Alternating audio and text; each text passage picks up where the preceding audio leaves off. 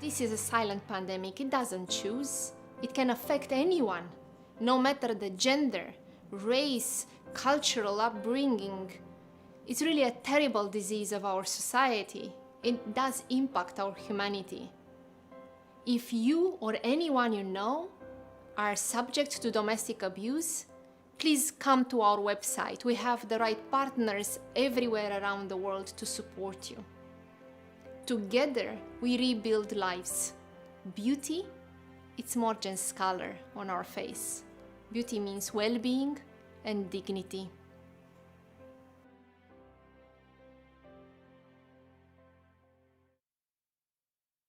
Good afternoon. It is my pleasure to welcome each of you to Avon's Time to Speak Out and End Verbal Abuse. As we heard from Angela, we come together today to discuss the often hidden epidemic of gender-based violence and domestic abuse. My name is Melissa Morbeck, and I am the Director of Partnerships at the No More Foundation. Today, we join together as a global audience across Avon's social channels, so please join the conversation with your thoughts and questions using #SpeakOut and tagging @Avon Worldwide and @NoMore.org. Avon has been empowering women for 135 years, championing us to overcome the barriers we face, because a better world for women is a better world for all. That means ensuring every woman has the right to lead a safe and healthy life.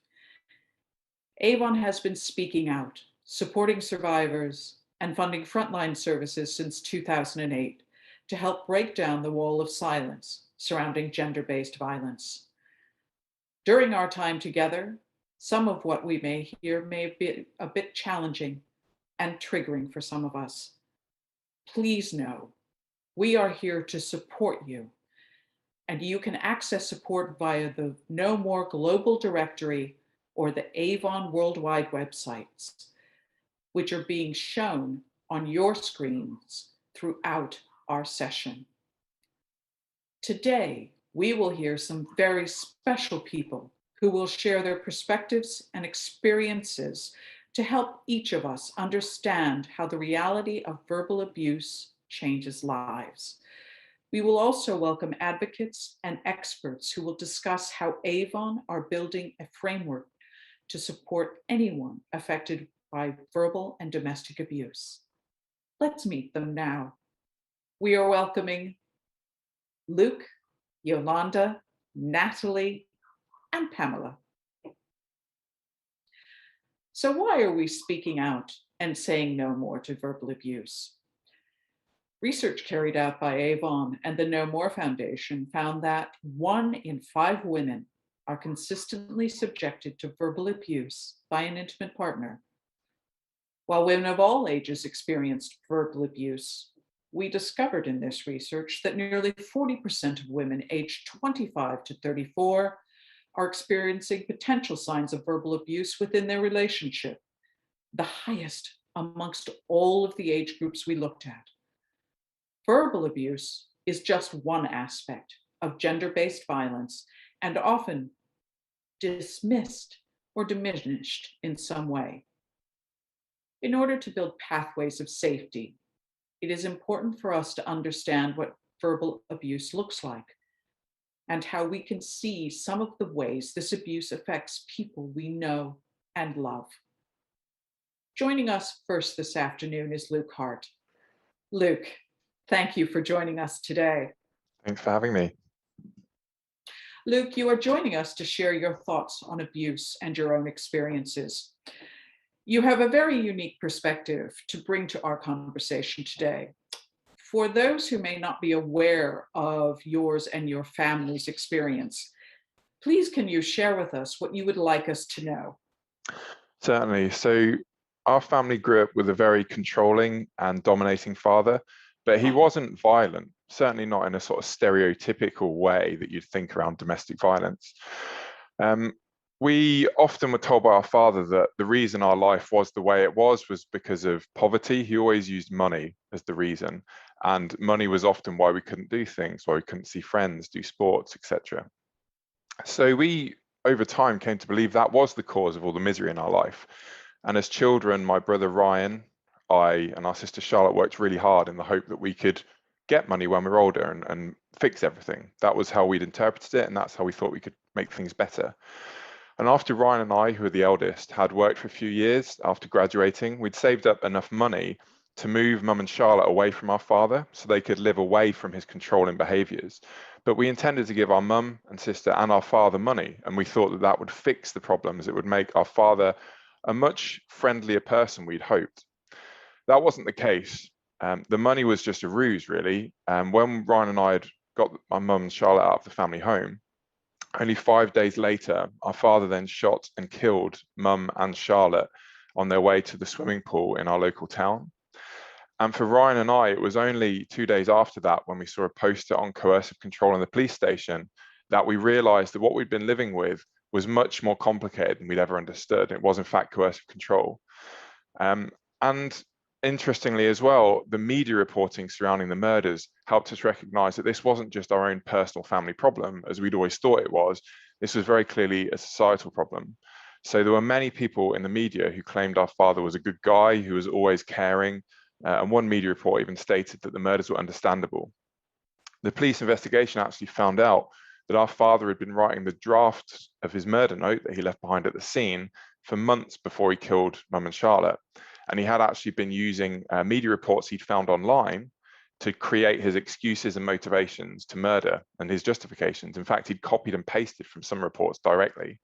So it's very clear to Ryan and I that what we've been suffering from was domestic abuse, and actually that domestic abuse was reinforced by much of the media narratives and the societal narratives that are around.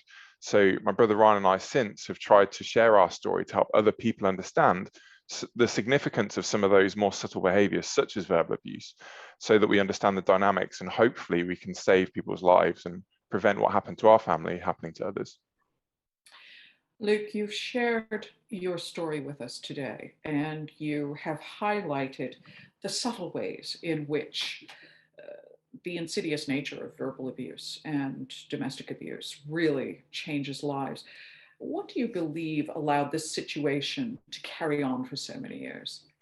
Well, we don't talk about domestic abuse much in society, really. So we'd always had very stereotypical views of what a victim looked like and what a perpetrator looked like. We thought perpetrators were just out of control emotionally, they were violent all the time. And we thought that victims didn't do very well at school, they had behavioral problems. But as children, we worked really, really hard at school because we wanted to create a better life. And also, we were very, very well behaved because we were constantly obeying rules at home. Our father created this whole fabric of rules that we had to obey. And our father, as I said, he wasn't out of control. He was very much in control. Our life was following these trivial rules, and he was a very cold-hearted man. And I suppose we never recognized that he was an abuser because we had limited stereotypes. So I think that was definitely one part. Another part was that we didn't see the pattern of everything that was going on in our lives. Our father would often explain that we couldn't do certain things because maybe it was money, maybe it was health conditions. Mum had a number of health conditions. Maybe it was mental health, maybe it was stress. There was always a different reason. So our life didn't seem to have a pattern to it. It was only when we saw that poster on coercive control that we realized that everything in our lives was really this pattern of coercive control. And finally, I suppose our father isolated our family. So that gave him a lot of power to craft narratives, as I said, that we ended up believing that explained our lives. So he took our family to a rundown farmhouse in the middle of nowhere where we grew our own food for 10 years, for the first 10 years of our life. And that allowed him basically to shut off any other competing narratives, explanations, conversations we might have about domestic abuse. And finally, he terrified mum. So we found out after the murders that our father had actually made threats on our lives as children. If my mum ever disobeyed him, that the children would be harmed. And he did that when I was very young by feeding me a peanut, even though it was known that I had a life-threatening nut allergy. And that was his threat to mum. If you don't obey me, then the children will get harmed. And he enacted that threat when we finally left him, when he turned the shotgun on Charlotte just moments before turning it on mum. Luke, you speak of isolation and how you were really conditioned for compliance and the patterns of behavior that were so subtle again. How do you think we should address this? And I'm sorry, we're a little tight of time. I want to make sure that we hear from you. Yeah, sure. So one of the main questions I say is we need to ask victims what they can't do, not what the perpetrator did to them. So it's quite complicated to understand what the perpetrator does because, as you said, it's often subtle, verbal abuse, it's financial abuse, it's all sorts of things. It's quite hard for a victim to explain what's been done to them. But what a victim can explain is what they can't do. They can't see their friends, they can't go out as much as they'd like, they don't see their family. And I think that question would help us to uncover a lot of abuse that currently goes under the radar. And how are you feeling about your journey now, today, and where you and your brother Ryan are? Yeah, so we've been on a pretty tumultuous journey, but I think one of the key things I would try and highlight at the end of our story is that there is a future after domestic abuse. It can seem despairing when you're in it, but I think the other thing we need to talk about is not just abuse itself, but also the ways out, how people have found themselves and found new lives afterwards. And that's something that Ryan and I try and share with people. There's a lot of post-traumatic stress involved in domestic abuse, but there can be a lot of post-traumatic growth, and that's been really important for us. I appreciate that you talk about post traumatic growth. And your words today have helped us to really begin to understand some of the subtle nuances when you speak of that compliance and that pattern, and that you were completely unaware until you saw that poster. You and your brother saw that poster at the police station. Luke, I cannot thank you enough for sharing with us today what you have and knowing that you are a beacon of hope and freedom, and that you can move beyond this life of abuse and share what you have been through so that other people can walk towards freedom. Thank you, Luke, very much. We are indebted to what you have brought to us today. Thank you. If you are impacted by any of Luke's experience, please access the No More directory for help and support. You are not alone, and we are here with you. Avon's research was carried out across 8 countries, including South Africa, where tragically almost a third of women reported facing constant verbal abuse by a partner. Joining us to share her experience is Yolanda Sabika from Johannesburg, a survivor of verbal, sexual, and physical abuse. Yolanda, a warm welcome and thank you for joining us. Thank you very much for having me, Melissa. Yolanda, you join us from Johannesburg, thanks to the work of Avon in South Africa, supporting the organization People Opposing Women Abuse. POWA is the acronym. Can you tell us about your story and how you came to seek support from POWA? Growing up, I was tormented by my mom, emotionally and verbally. And that resulted in me having a very low self-esteem, feeling worthless and feeling unloved. So in that, I hopped from one relationship to the next, just seeking for love because I felt like I've never been loved in my whole entire life. And I've been abused practically all my life, up until my recent relationship that was totally bizarre. And during the lockdown, the COVID lockdown, that got me hospitalized. And that's when I was able to seek help. In fact, I'm not the one that seeked help, but social workers in hospitals are the one that went to go seek help on my behalf. And they reached out to POWA. And that's how I got help from POWA. I would like to ask how these experiences have changed your life and who you are. You know, being sexually violated and abused is something that one can never get over. It's something that one can always cry over. It's actually a nightmare. But they've changed my life in a total wonderful way, you know, because I'm able to sit here and share my story with millions of people. I'm able to seek and I'm able to help other people seek for help, you know, when walking out of those abusive relationships. I'm able to talk. So they've actually empowered me in a both positive way. They've given me the confidence that I have today. They've given me the strength that I have today. I now look at myself in a total different way that I used to look at myself, you know. I now see myself as a different Yolanda compared to the Yolanda that I was during those days when I was abused by all the people that abused in my life. So they did, in fact, help me become a better person that I am today. Yolanda, I love this strength and I love where you are today. I just want to bring you back for a moment. You speak of the isolation of what you went through during the pandemic and the horrible beating that you received, but can we talk a little bit about how verbal abuse impacted your self-esteem? You know, when someone says something to you, you know, verbal abuse, I always say that physical abuse is better, you know, not that I'm condoning it, but with physical abuse, you can wear makeup and the wounds, they can heal. But when it comes to verbal abuse, it's actually something that stays in your heart. You know, it's words that you'll always remember. It's words that actually make you lack self-esteem. It's words that make you feel that you're that person that they're describing you to be, you know. So with getting help from POWA, undergoing the counseling sessions and everything that I've been through, that helped me, you know, because I remember what happened is that it started off with verbal abuse, whereby I was the one that was working at that time and he wasn't working. So I was bringing money at home. I was taking care of the entire family. And he'd bully me, you know, demand me to give him my money because he at that time was a person that was smoking drugs and everything, you know. So it started off with verbal abuse. And after the verbal abuse, then that's when it went on to the physical abuse. And the funny thing that I now am able to laugh about is the fact that my children now look at me and say the exact words that he used to say when he was saying to me, like verbally abusing me, and they laugh about it, you know. So it actually always starts off with verbal abuse and then ends up with the physical abuse. One of the things that you're talking about, and I just want to reassure the audience when you say about your family laughing about the verbal abuse, that this is a together sentiment and Yeah. that this isn't about isolating anyone. Yes.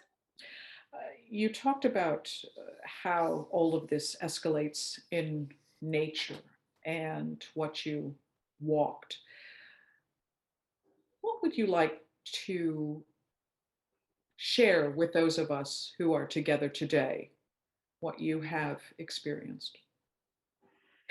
What I've experienced is actually nothing that I would hope and or wish to happen to anyone else, you know. But one thing that I'd like to share with you guys and everyone that is watching from home is that I don't want people to label me or to remember me as the girl that went through all the stages of abuse in their life, you know.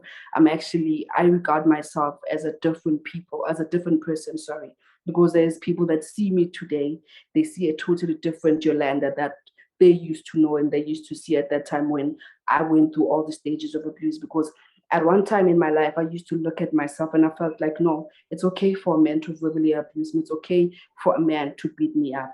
They love me, you know. So I felt as if when all of that was happening was the only way of them to show me love.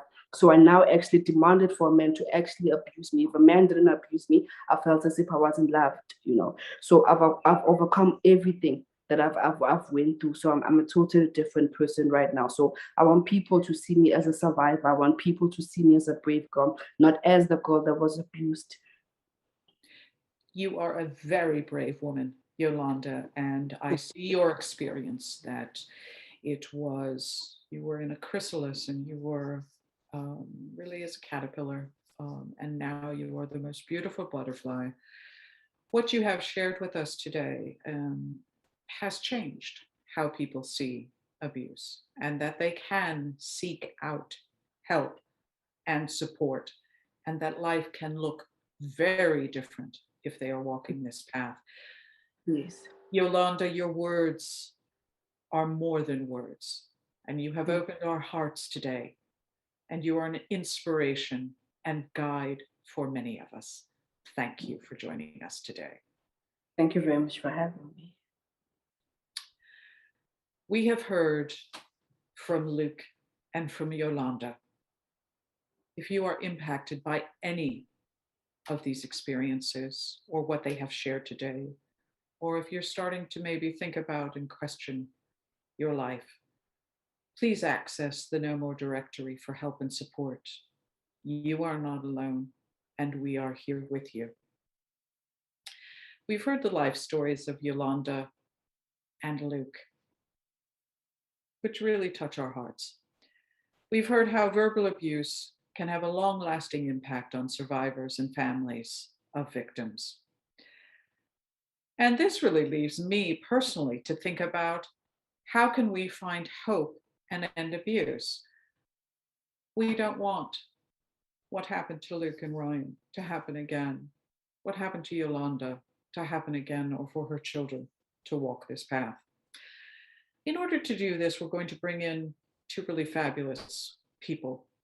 And I'd like to extend a warm welcome to Pamela Zabala, Global Director of the No More Foundation, and Natalie Deacon, Head of Purpose and Sustainability at Avon and President of the Avon Foundation.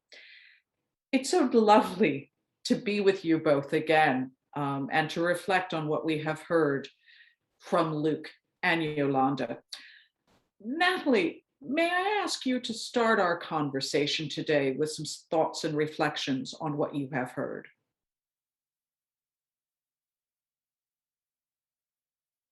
Apologies. Sure. Thank you, Melissa.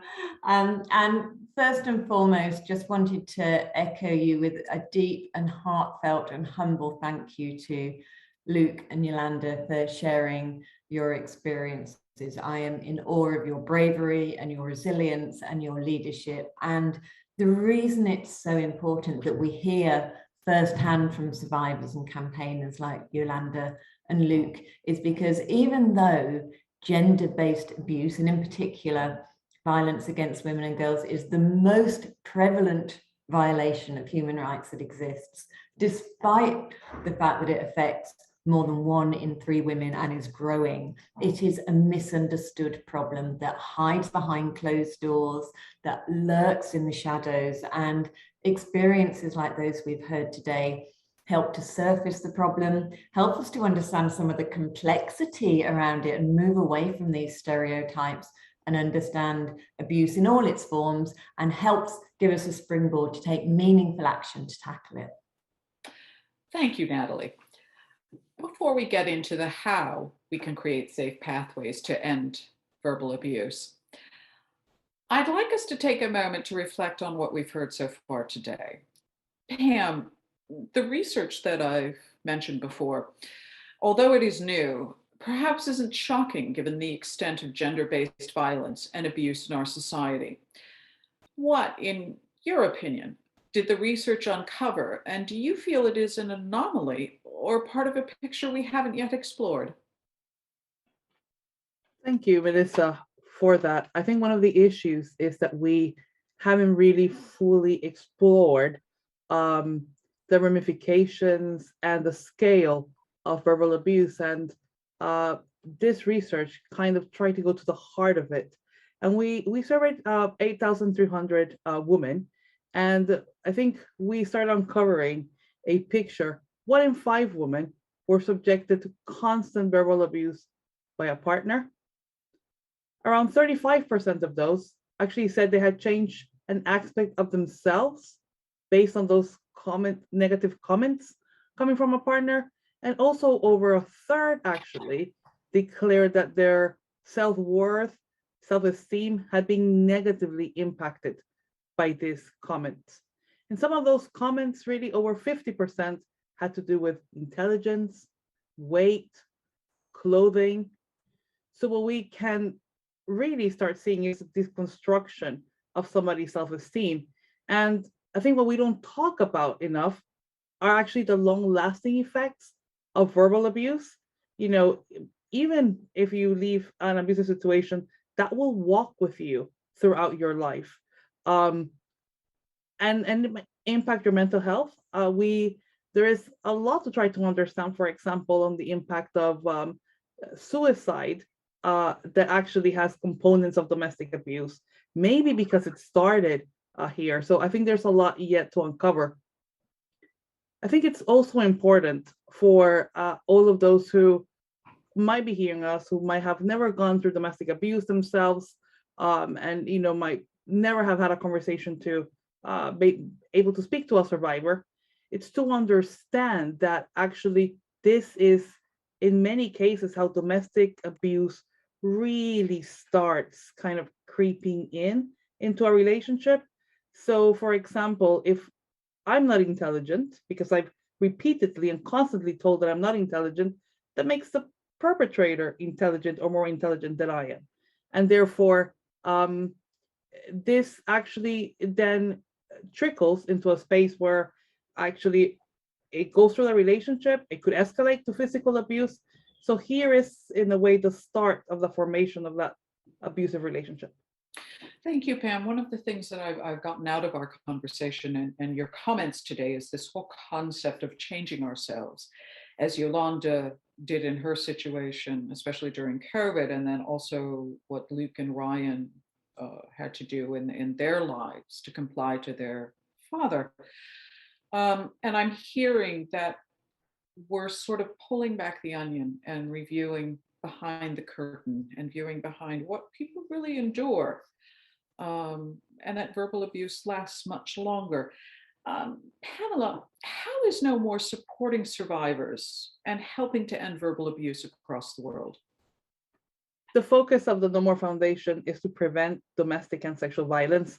And we do that through highlighting topics such as verbal abuse, educating bystanders, and just really creating culture change that gets us speaking out, taking action.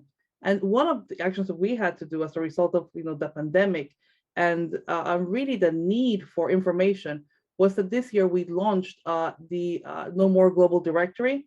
And this is just a complete suite of resources in over 200 countries of the world, really for domestic and sexual violence resources. So again, if any of what you're hearing today impacts you, please feel free to go to the site. It's divided by, as I said, by country, and you can find a host of resources for every country. And we thought that it was very important that we had those resources, not only for where we live, but where we might have family members and friends that we want to actually support and get help. So that's part of the work the foundation does. And Pam, how many countries are in the global directory and about how many resources are on there? there are actually over 2,000 organizations. It's over 200 countries. I believe at this point, we just don't have North Korea and Afghanistan because of the situation. So I think it's a very, very comprehensive resource that Avon Foundation is promoting through their site, through all the representatives, just to give people on the tip of their hand the ability of looking for help. And shamelessly, as I said at the outset, I work for No More, so I'd like to add that all of the resources that No More does are open source. So that means that we can access them if you're interested in learning more and sharing knowledge. Pam, thank you very much for sharing your thoughts and very wise commentary for us to reflect on. Natalie, I'd like to bring you in here. Natalie, Avon is known as a global brand. What is the work being done with the network of Avon representatives? So we have this incredible network of Avon representatives, millions of them around the world. And a crucial part of the work we do is to break through that wall of silence, is to reach people who may feel isolated, to make sure that they know there is help out there. There's a network of organizations like Power, who supported Yolanda last year, who can provide refuge, support services, counseling. So it's absolutely critical for us that our representatives who are part of the community are helping to break down the isolation and give hope and reach out and break through to those people who need it. And I think that's particular to Avon and our representative network. I think more broadly, gender-based violence and domestic abuses, as we've heard today, is all about power and control, and it's rooted in gender inequality. And I think that organizations like Avon in the private sector can all help to start tackling gender inequality at source. We can all make sure we are creating inclusive environments, that we are supporting women through our organization, that we are helping towards pay equity. So the Avon model is a little bit different, but there's work that we can all do. And I think that we should not underestimate the importance of work, and particularly financial independence, in helping people to break free of these situations. And we often hear at Avon stories of people who either have been able to build up their own autonomy or confidence or ability to deal with a situation, or in some cases have that financial independence to break out of a domestic abusive situation. Thank you, Natalie. You're talking a lot about how a business, an employer, Avon, is taking a leading role here. And how would you inspire a company to take that action? You've spoken about pay equity, gender equity, but what if I'm sitting in human resources watching this and I'm suddenly resonating with the fact that this happens to 1 in 3 women worldwide? What can I do? What would you say about that? One of the things that I'm most proud of at Avon is our gender-based violence protocol. So quite simply, this is a protocol, a policy that commits to support anyone who is impacted by gender violence or domestic abuse by connecting them with support services and by giving them the space and time that they might need to tackle personal issues. So the lifeblood of that protocol is a group of gender-based violence ambassadors we have across the world. So these are just our employees who have put their hands up to say they want to be there to help anyone in the organization who needs it. They're a point of contact. They can help connect colleagues to support services. They're quite literally ambassadors for the issue. So any organization can create a protocol. We're happy to share ours. We're happy to open source our training material. So we've trained over 2,400 people in the last 12 months. And again, it's about building understanding about the issue, the complexities behind gender abuse, whichever form that may take. And that's that first crucial step in breaking down the wall of silence and in creating an opportunity for people to speak out and say no more to abuse. Thank you, Natalie. I think it's very critical that what Avon has done is reached out to experts in the field to shape this. And we do encourage businesses and people to come forward. And for the No More Foundation, we are always available to support organizations and people moving forward. Both Pamela and Natalie, you have shared some powerful actions and statements. And I thank you so much for your time with us today. It's really important to keep this conversation and to make firm plans to revisit this work throughout 2022. And I look forward to reconvening this conversation during our time of 16 days of action next year. Thank you. We have time for some questions, and I'm going to invite all of the people we have spoken with today to be on our screen, but I'm going to specifically start my questioning with Luke. We spoke about the deep-rooted issues that can lead to violence against women, but what needs to change so that more people recognize the behaviors in others and also in themselves? Yeah, so from our experience, as I said, our father isolated us, and then he crafted all these narratives to explain why our life was the way it was. And he was never guilty, obviously. It was us or his other things. When people don't speak about domestic abuse broadly, then they're the only narratives you have as a victim, right? And we need to have much better conversation in public so that victims have things to grasp onto to make sense of their own experiences. I think that's hugely important. And then the other thing I would say is we need to hold men accountable. So our father murdered Mum and Charlotte, and people called him a good man afterwards. You know, they said he was a good guy, said he was always caring. And that's demonstrably false, yet people felt confident to say it. And I think the fact that you can somehow be a good man after murdering your innocent family says either there's something wrong with our definition of a good man, or we're just failing to hold people to account to whatever we think a good man is. And there's more work we all need to do there. For example, some of the media reports, they presented it as our father's suicide rather than the murders. So they presented helplines for male suicide charities rather than domestic abuse charities. They called the letter he left behind at the scene a suicide note instead of a murder note. And it was almost like he was the protagonist. It was his story, and Mum and Charlotte were just objects and props in his kind of male story. So I think we need to do better at trying to tell victim stories as well, particularly in the media, so that we can understand this much more. Thank you very much, Luke. Yolanda, what hope would you like to give to survivors who may be watching today? Hope I'd like to give to survivors that could be watching today is that it is not a shame to walk out on abusive relationships, you know, and that they should say no to verbal abuse, and they should say no to gender-based violence, and they should go out and go seek help. There's a lot of organizations here in South Africa.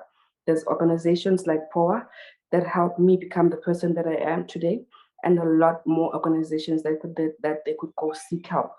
So I'd advise them that there is hope even after a very bad ending of an abusive relationship. We've heard today from Luke and from Yolanda, especially in these last comments, about changing the way that we see people who perpetrate, but also we uncover the mask of what real abuse is, and to recognize it and to change how we view this epidemic. And Yolanda has shared with us about going out and seeking help. Pamela, if I were to ask you, how would you encourage organizations to lend their voice to this conversation? Pamela, you're on mute. I think I would encourage everybody to have more faith on the prevention of domestic violence services, especially on those efforts. We kind of all need to really get together and rally behind them. Because again, I always say, if we put the same effort that we did that decades ago to literacy issues, you will see change in the next generations to come. And that is very important, that we have faith in the future, what we can achieve. And to organizations, I really say, let's connect, let's work with governments, corporations, civil society. Let's learn from each other, not only from places that where we live or nearby. Let's look for other organizations in different parts of the world. There's a lot of learning that we can do together. And lastly, Natalie, and we have under a minute here, how would you encourage businesses to get involved and share the work of Avon? I would say that this is a difficult and complicated issue. We've heard that today, but the most important thing is don't be afraid of it, because if you're afraid of it, it stays behind closed doors, it stays in the shadows. So reach out to us, reach out to Know More. There are so many materials there that you can adapt and you can share, and actually just to acknowledge this is an issue for your people, for your organizations, is the best start that you can make. Thank you. Yolanda, Luke, Natalie, and Pamela, thank you all so much for what you have shared today. We have heard about your lives. We have heard about where you are now, the newness, the creativity, and the work that we all can be doing together. We have heard harrowing experiences today, which will resonate with many of us. It's important to remember that we are a community and are here to support each other without judgment. It is important for us to get to services which will help us. Remember to reach out. Verbal abuse is abuse. And if you are experiencing or are worried about someone you know, you are not alone. Please remember to reach out to us via the Know More directory in the description of this event, or via the Know More or Avon worldwide websites to access support. I'd like to extend another huge thank you to Yolanda, Luke, Pamela, and Natalie for joining me this afternoon. And thank you all for watching wherever you are in the world. We will shortly be showing a film brought to us by our colleagues and partners, Peace One Day. This film recounts the harrowing experiences of women throughout the world. We base our work at Avon and at the Know More Foundation on the person who experiences abuse, so that we can help survivors get the support they need. This film may be hard for some of us to watch. If at any time during this film you would like to reach out for help, please go to the global directory at knowmoredirectory.org. Help is closer than you think. And finally, join us in raising awareness of the extent of verbal abuse by sharing this content that you've seen today using #SpeakOut and #NoMoreVerbalAbuse to spark a chain of change to help end abuse. Thank you all very much, and I wish you a peaceful and happy day.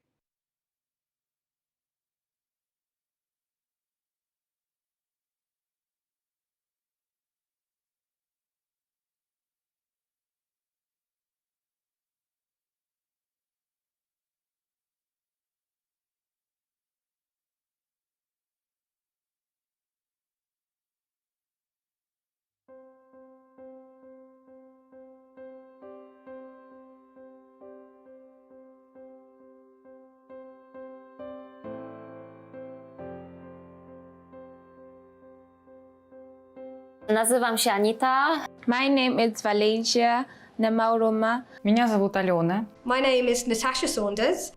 It was around 12:30 during the day. I was walking on the street going back to my apartment, and all of a sudden, somebody just ran into me and poured an acid on my face. The person who did whatever it was my ex-boyfriend. He said his reasons was because I didn't want to get back with him. He felt that no one should be with me. Jest to ciężkie przeżycie, wręcz nawet traumatyczne dla dziecka, Dla nastolatki, która dojrzewała w domu, gdzie była przemoc. Kiedy przychodził czas na weekend, wiedziałam, że ojciec będzie nadużywał alkoholu. Wiedziałam, co będzie nas czekało, jak kolejne dni się potoczą. Była jedna taka sytuacja, którą do dziś pamiętam, że byłam bardzo mocno skrzywdzona. Chwycił rurę od odkurzacza i zaczął mnie okładać. Потому что он сам вырос в той семье, где физическое насилие мужчин над женщиной было абсолютной нормой.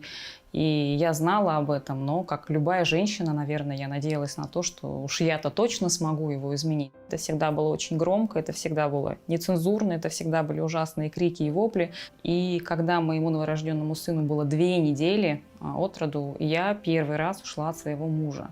When I was 17, I met a guy who was 14 years older than me. Very, very quickly, I was living with him. And it was, stop working, stop seeing your friends. Why do you want to see your friends when you've got me? And things like that. He would manipulate situations. Your friend tried to come on to me, so I wouldn't speak to her anymore. And very, very quickly, I found myself isolated. It's like I was looking at a monster when I was looking at myself. I spent a year inside doors at home, not going out, because I was afraid what people are going to say about how I look. I tried my best to accept, and finally I came to a conclusion that this is me, nothing has changed, I'm still beautiful. Rany na ciele, strach w oczach, czy różne formy przemocy pokazały mi przetrwać, pokazały mi, jak sobie z tym pomóc. Miałam też wsparcie ze strony mężа, którego też poznałam w odpowiednim momencie. Он уехал утром на работу, ничего не подозревая. Я отвела детей к его матери, и у меня было 6 часов на то, чтобы убежать. И я выходила из дома, я увидела, что подъезжает машина моего мужа. Он таскал меня за волосы по всему двору, окуная лицом в грязь, в лужу. После того, как произошла эта ситуация, я начала жить впервые за 11 лет. Жизнь стала играть другими красками совершенно. Мы с детьми стали на самом деле свободны. Мы могли пойти куда угодно, делать что угодно. His abuse became more profound, and as I grew up, I sort of realised that this was not a way that I wanted to live. I phoned the National Domestic Abuse Helpline in January 2015, and the lady I spoke to saved my life. And she said, Natasha, you're right. You are suffering domestic abuse. There is a way out. You are strong enough. You do matter. W domu rodzinnym zawsze był strach, była adrenalina. Kiedy wstąpiłam do swojego domu rodzinnego, była dla mnie totalna cisza, totalna miłość. I to tak naprawdę on pokazał mi, jak ma wyglądać prawdziwy dom, prawdziwa miłość. Pracując w Avon, mogłam stopniowo pokazywać siebie bardziej silniejszą, otwartą osobą. Uwielbiam kosmetyki, uwielbiam pracę z ludźmi, więc to mi pokazało, że mogę się rozwijać. Wiem, że ta praca też mi pomaga i jest to bardzo dla mnie przyjemne i pracuję z pasją. Я знала, что мне нужно быть финансово независимой. И Avon всегда со мной, Avon поддерживал меня и морально, и физически, и материально. After my incident, I went back to work at Avon. Avon gave me the independence of freedom to my money that I can do whatever I want to do. I can start saving for myself and build up a life for myself.